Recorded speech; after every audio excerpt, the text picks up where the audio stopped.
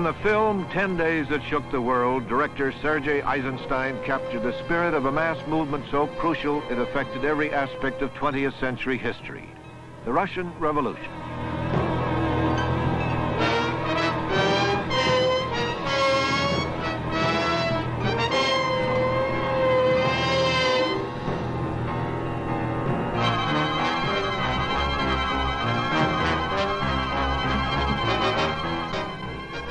The Russian monarchy collapsed. The victory belonged to the proletariat, led by Bolshevism's prophet, Vladimir Lenin. And Russia became a land of untouchables to Americans. For 16 long years, a nation larger even than ours in population and in extent of territory has been unable to speak officially with the United States or to maintain normal relations with us. American diplomatic recognition of the Soviet Union is a story of expediency at work in the field of foreign affairs. When Franklin Roosevelt assumed the presidency, his most urgent business was spurring life into the economy. Foreign trade was vital, Russia was a promising customer, so a deal was struck with what some would later call the devil.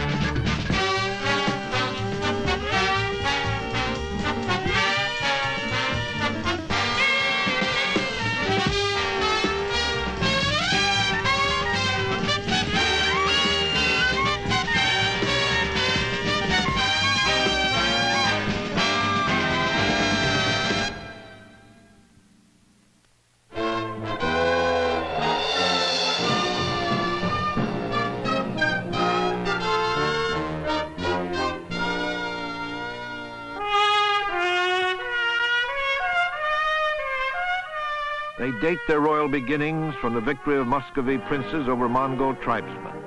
They are the Romanovs, keepers of the royal treasures, the Tsars of Russia.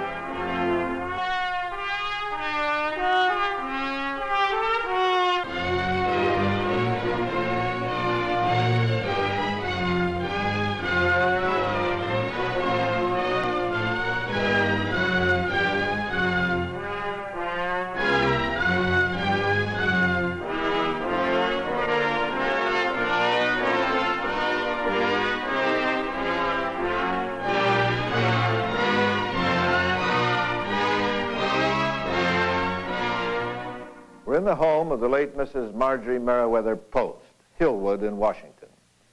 This is a cultural link with imperial Tsarist Russia, perhaps the finest collection of Russian art outside the Soviet Union. The chandelier came from the palace of Tsar Paul I, the son of Catherine the Great. That's her portrait behind me. The other portraits include the Tsars Nicholas I and II and the last Tsarina Alexander. That was pre-revolutionary Russia before 1917.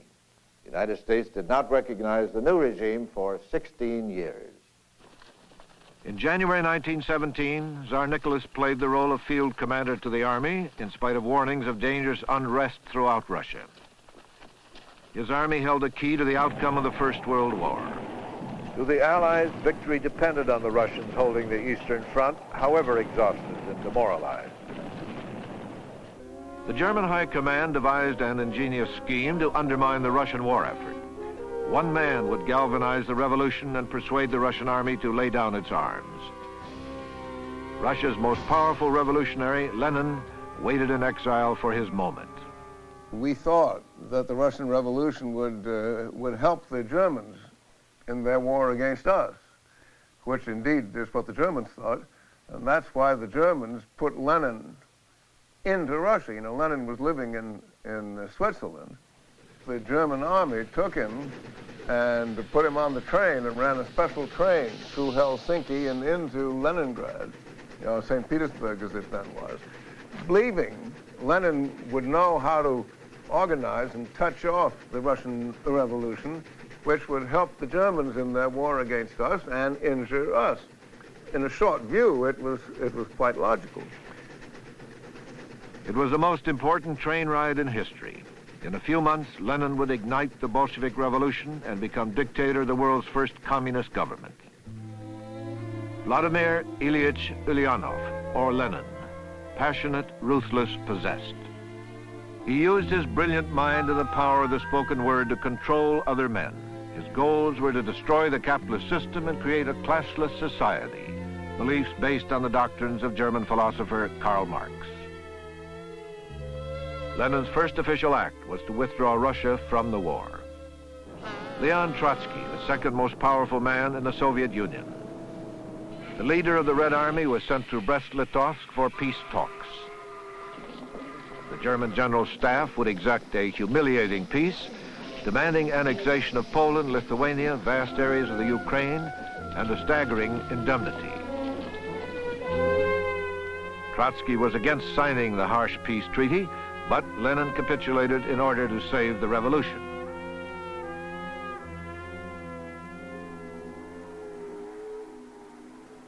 American troops arrived in Murmansk to serve under British command, guarding valuable military supplies. President Wilson had refused Allied pleas for intervention on the Eastern Front. The Murmansk expedition was all that he would allow. The British, however, skirmished against Bolshevik troops, and Wilson realized he had made a mistake. We didn't want to do it at all. We were really pressed into it by our allies.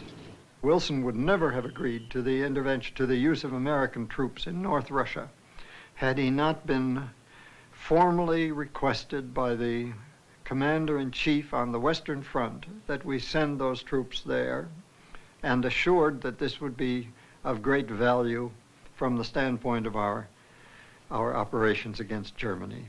He sent them there thinking that this would play a role in the war. It didn't, but he didn't know that. The United States also intervened in Siberia, ostensibly to protect a huge accumulation of war supplies from the Bolsheviks. Among the international contingent were 7,000 Japanese troops. Their real motive was to strengthen Japan's foothold on the Asian mainland. The British and the French had been urging us for 6 months to send forces there, and Wilson had been resisting it. And he finally yielded to this because there was a large contingent of Czechoslovak troops trying to withdraw from Russia through the Far East, and Wilson got the impression that we could be of assistance to these troops in getting out of Siberia, making their exit. And it was really this which tipped him over and caused him to assent to this. He had, unfortunately, a very poor idea of what was in the works in the Far East. And this played no part in getting the Czechs out. What it did was to give the Soviet propagandists good reason for 60 years to come for claiming that we had initiated a hostile act against the Soviet government. The Red Scare reached America in 1919 when bombs went off in the streets. Capitalism's bastion was defiled when a blinding explosion rocked New York's financial district at lunchtime. 16 bombs were discovered in the New York post office, all destined for anti-Bolshevist government officials. The mail became a terrorist weapon. The most arrogant attack was the bombing of Attorney General Mitchell Palmer's home in Washington. Palmer would soon make use of the fear and hysteria that gripped America. After World War I, people had the impression that radical views, radical leftist, Marxist, communist, socialist views were being carried into our society by immigrant elements. The image of the Bolshevik agitator at that time was that of a bearded anarchist from Italy or goodness knows where, but not a real American. In other words, this was a foreign phenomenon that was brought into our midst, and people took excitement from this and opposed it in very stupid and silly ways. The Palmer roundups began in November 1919. All suspected communists were corralled for mass deportation to the Soviet Union. Since the Senate had rejected the Versailles Peace Treaty, we were technically still at war, and Palmer used the Wartime Sedition Act to deport aliens accused of anarchism. The Justice Department formed a special anti-radical intelligence division and named young J. Edgar Hoover to run it. He ran it efficiently.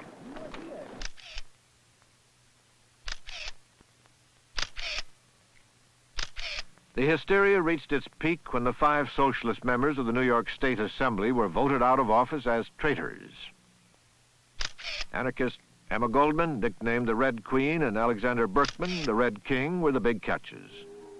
They were among 249 deportees herded on the good ship Buford in 1919 and shipped to the Soviet Union. The press had a field day, calling it the unholiest cargo that ever left our shores.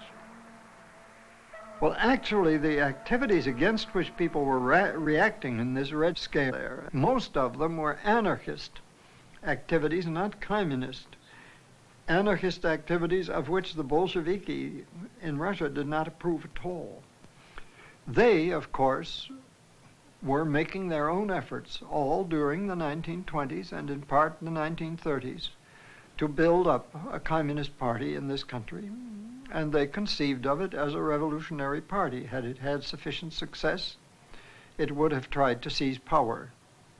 So there was a certain legitimate cause for complaint on the American side. The Soviet Union, indeed the entire communist world, went into a state of shock on January 21st, 1924, the day Lenin died. The death of Lenin plunged Russia into the stupor of grief. Under gray skies, falling snow, bitter winds, the body of Lenin was carried to the House of Trade Unions. Countless thousands of mourners came to view the body. A banner proclaimed, "Lenin is dead, his work lives on."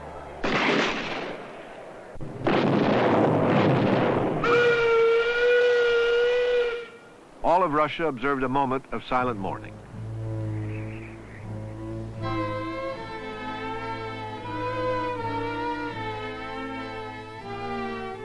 At the corners of the casket stood members of the Central Committee, among the most famous, the bearded Kalinin. Other mourners included a young Georgian officer named Stalin. The brutal, paranoid Stalin rose to power by eliminating all opposition. In his early years, Stalin was involved in the criminal activities of the party. He ascended mysteriously from obscurity to the Central Committee. In Professor Kennan's words, Stalin was a master of political intrigue, a man without pity or mercy. Trotsky, who charged that Stalin had poisoned Lenin, was the main obstacle to Stalin. By 1927, Trotsky was expelled from the party and hounded across Europe into permanent exile. Trotsky finally fled to Mexico, but in 1940, Stalin's assassins murdered him.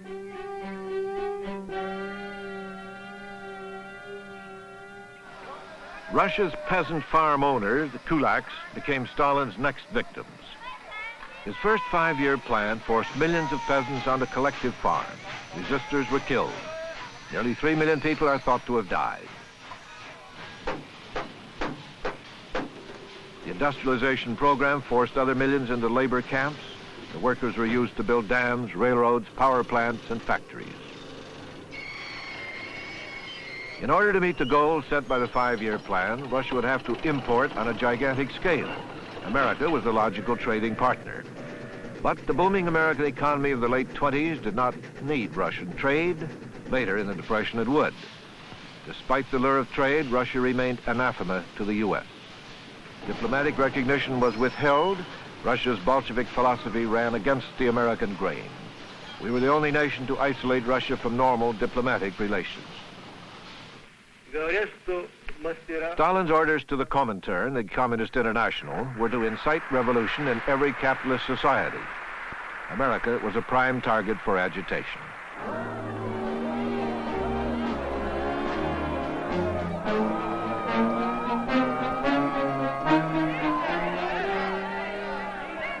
Soviet government was never willing to give up the propaganda entirely or to disown the Comintern. It couldn't. I mean, the Comintern was part and parcel of it.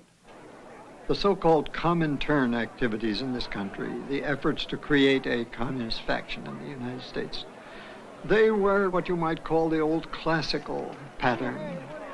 They were aimed at finding workers, of creating a sort of a communist workers movement. They aimed at the lowest levels of the social structure. Of course, many people were deeply shocked by the declared intention of the Soviet leaders to promote revolutions in other countries. To Americans in particular, who conceived this to be a democratic country, this was very shocking because they thought, why should you try to overthrow by force, in the interests of a tiny minority, a country which has its own facilities for choosing its government?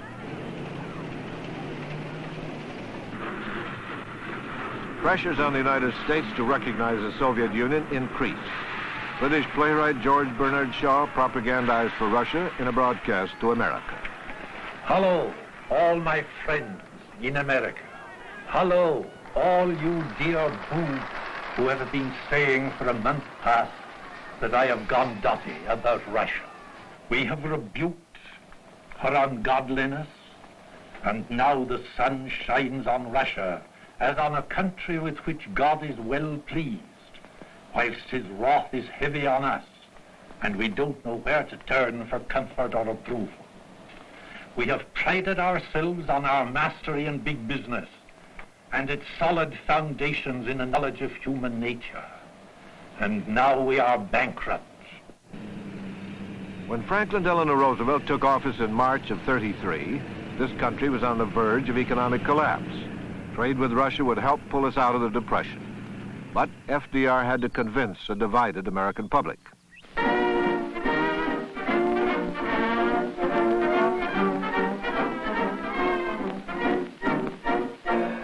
In Washington, former Senator Brookhart expects the Soviet to buy $520 million worth of goods. He believes Russia will take at least $50 million worth of raw cotton, which will help the South.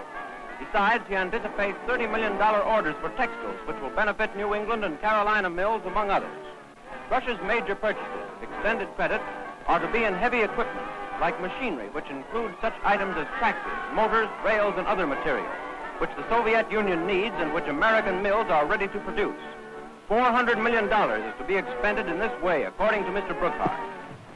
Japan, however, finds it impossible to accept the report adopted by the Assembly. 17 days after FDR assumed office, he faced a major international crisis that made recognition of Russia even more important. Japan's resignation from the League of Nations worried Roosevelt. It seemed an ominous signal. Most important of all was his anxiety at that time about the policies of the Japanese, his fear that they were going to go into China in a big way. They were already into Manchuria, and his belief that we might be able to cooperate with the Soviet government in putting up resistance to Japanese incursions into the Asian mainland. I think this was the most important thing. Moscow, Roosevelt reasoned, might provide a buffer against Japanese aggression, but recognition was risky. Diplomatic recognition of the Soviet Union was a highly controversial issue in 1933. There was intense public debate, much confusion, a complex array of pros and cons. First, there was the ideological issue. Many Americans saw communism as godless. Recognition of the Soviet Union would be un-Christian as well as un-American. Therefore, the Catholic Church and patriotic groups opposed it. Congressman Hamilton Fish of New York wanted to deport all communists as subversives. There were between 500,000 and 600,000 communists in the United States, of which 2/3 were aliens. Senator William Borah, the isolationist, favored recognition to develop trade. Congressman Martin Dies of Texas was obsessed with communist infiltration. Have a seat. Mr. Martin, have the communists attempted to seize control of the labor movement? Undoubtedly, the communists have sought to seize control of the American labor movement, but they have not succeeded. American labor was against recognition, but because of the need for foreign trade during the Depression, farmers and business leaders were for it. So President Roosevelt's problem was this: how could he make recognition, which he saw as inevitable, palatable to the American people? Roosevelt turned to an old friend and an expert on the Soviet Union, William Bullitt. FDR had appointed him special assistant to the Secretary of State. Bullitt was a brilliant, well-born, well-educated man, a dilettante. To my knowledge, he had never really had a profession. He had lived around in Europe, a very amusing and stimulating man to be with. The President met secretly with Bullitt and Secretary of State Cordell Hull to develop a recognition strategy. What evolved in the Oval Office was a plan for covertly encouraging discussion of recognition with Russian officials. Bullitt would bypass most State Department channels and report directly to the President. Bullitt's charade carried some disastrous possibilities. Public revelation would abort the plan.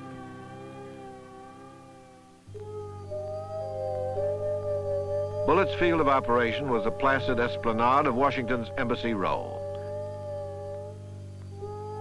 Undercover, he headed for 1637 Massachusetts Avenue, the Soviet Information Bureau, Russia's unofficial embassy in the United States.